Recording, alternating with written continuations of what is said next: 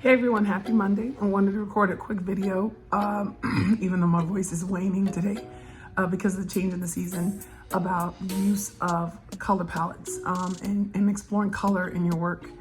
In my master's degree, I was studying color as language in film. What that really means is how color is used in cinematography, but also in production design and across mediums and cultures to kind of tell better stories, and like how the audiences react to stories, what happens to our heart rate, what happens to our digestion, what happens symbolically, spiritually, mentally, emotionally when we see different colors and play around with them in different combinations. And one of the things that I took from, my love of research is just like today, I'm in a very fall color palette, in layers and the subtleties and the different shadings and the different values of color.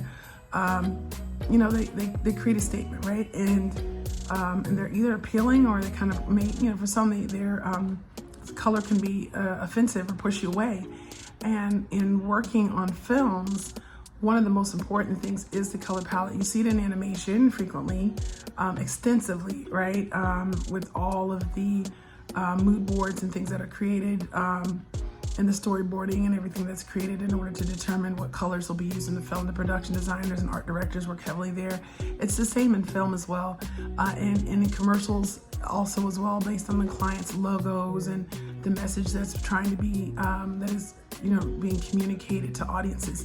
So what you can do is make a trip. The quickest thing is, I love this, you take a trip to the museum, look at different paintings. I keep art books all over my house and in my workspace, and I look at what I'm trying to say with the story and what it means to different cultures. I look at what I can do. I look historically. I look in terms of art references, lighting, and all of these things from different artists that I like, and I'll put things together and I keep combining them into a larger frame and framework to determine if that is communicating what I need to say in the frame of the story. And the great part about it, and I love the word curating because it really means to edit. It means like you put something there, you take it away. Like Coco Chanel said, always take something off before you leave the house. It's the same way with film. You want to take something out. You want the absence of too much, the absence of like overdoing it is sometimes the most impactful. And you can get into primary, secondary, tertiary color palettes. You can do some research on that.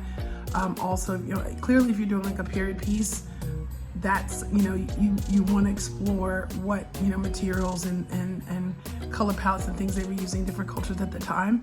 But there's also, you can completely go opposite of that. Like, yeah, this is what they were doing, but let's go with, let's go with pastels, and let's go with tertiary colors.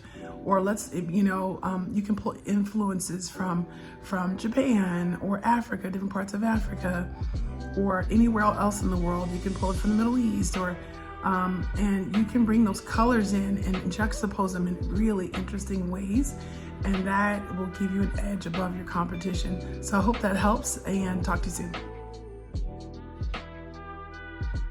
All the combined elements together really create powerful and dynamic images, and it's I can't say enough. It's like, I love to paint, and you can paint with light and paint with color and all these things in moving pictures.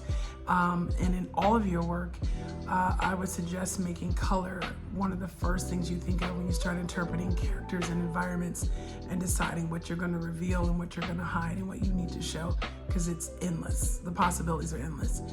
And not just in post-production, but in terms of designing and framing whatever you're shooting. Just like what I'm framing now, it's like the contrast between the white background of my stairs and the rust is it's kind of fun, and also the highlights of the wood play into my jacket and my hoodie.